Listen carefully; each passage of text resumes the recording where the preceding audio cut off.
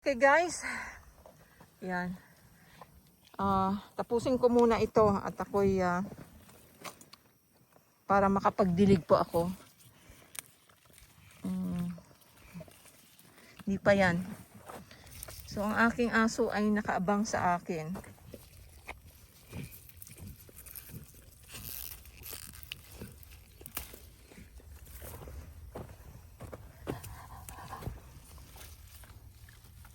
Jak.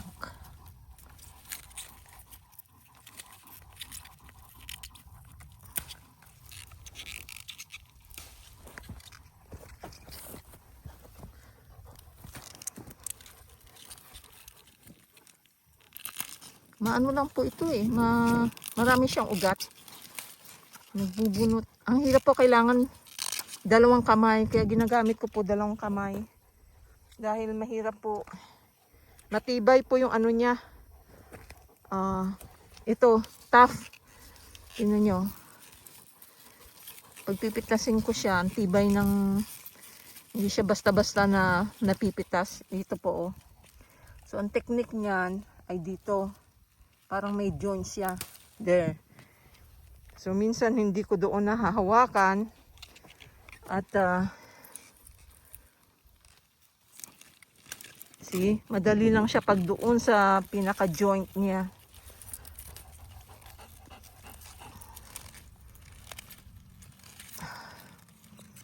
Minsan ang hirap ng joint niya. Yan.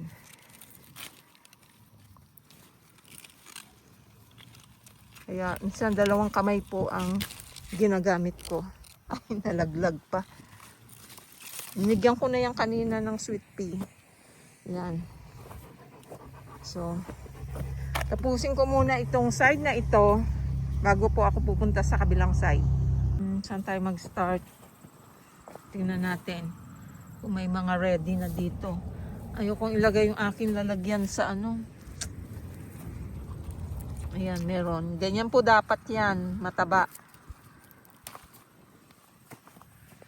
Kailangan mataba. Ayan o. Siya nagtatago yan.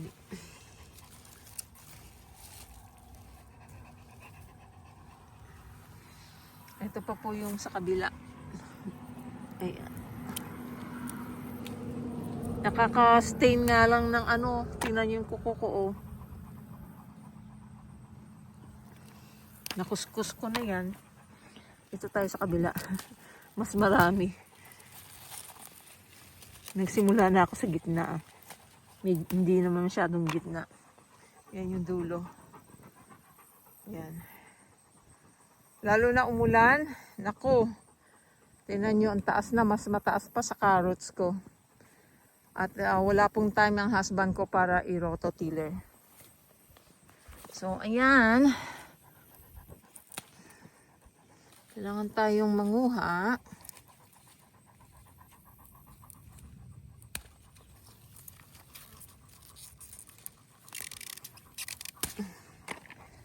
Kailangan po dalawang kamay eh.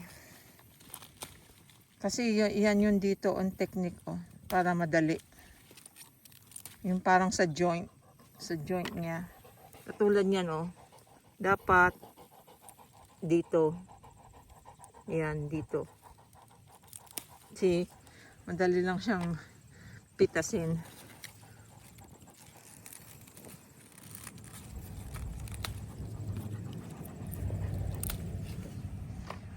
Itong aking doggy eh.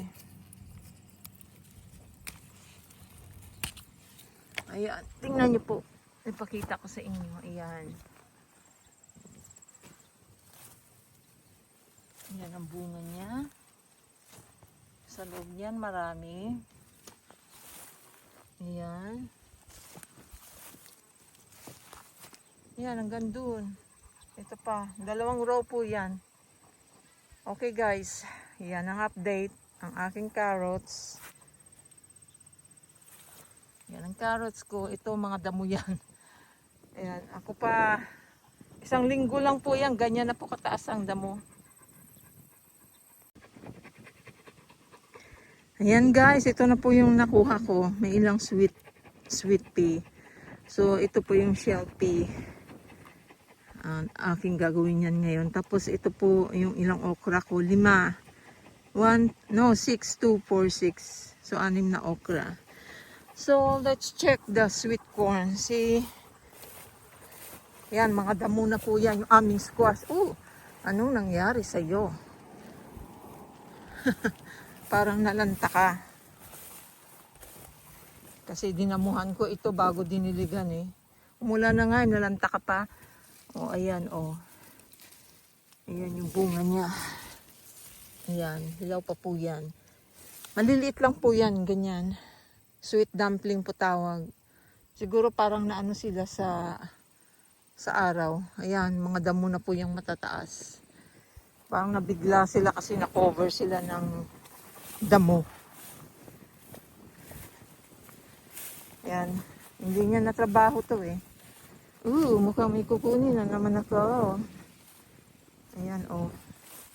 Wala akong knife eh. Tingnan ko nga kung kaya kong kunin to. Kahit wala akong knife. Kasi ayoko siyang mababakli ng ano eh. Ng mali.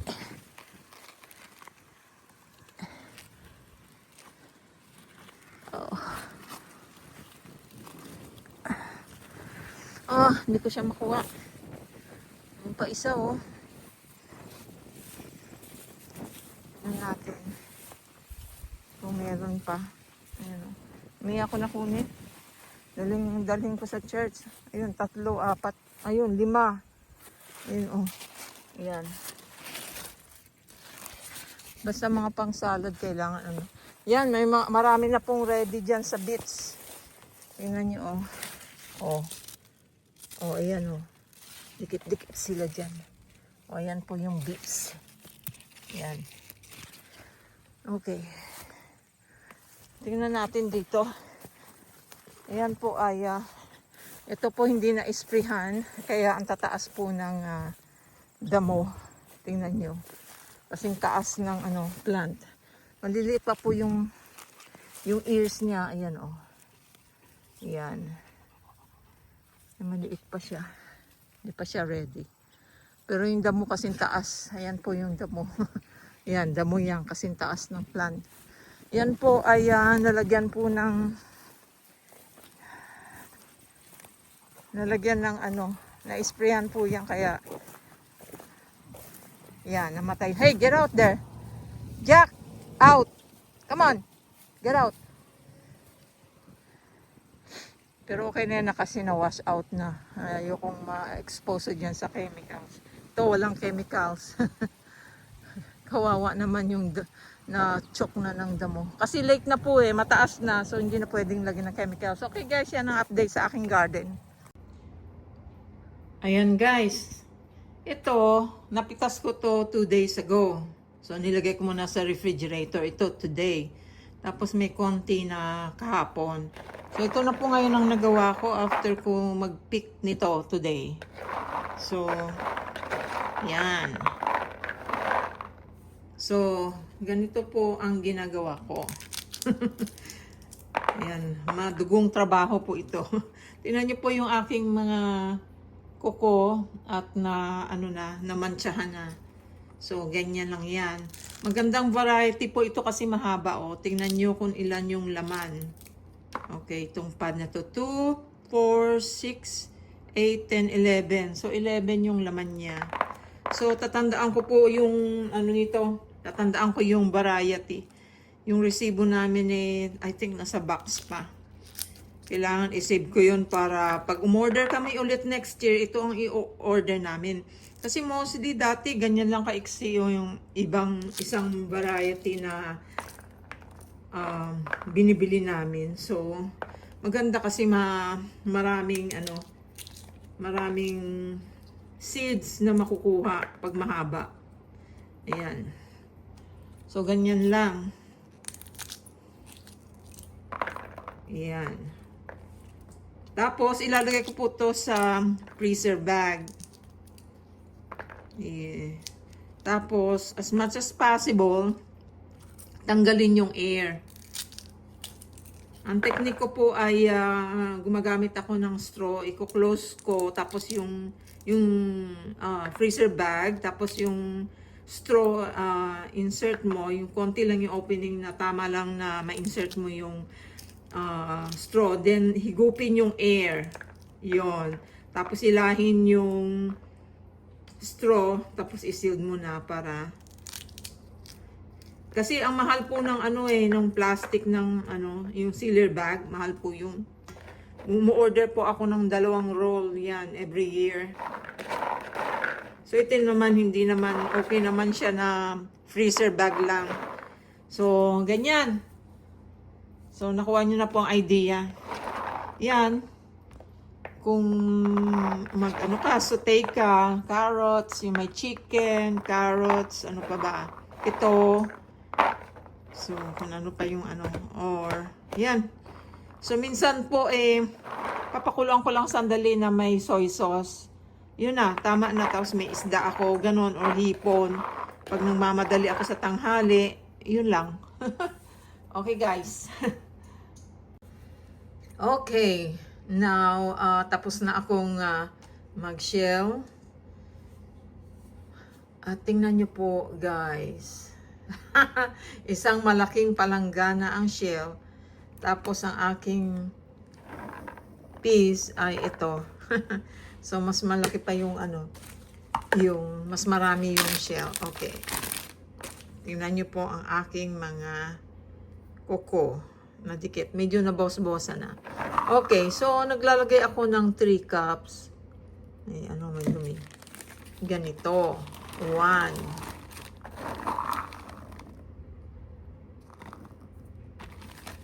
2.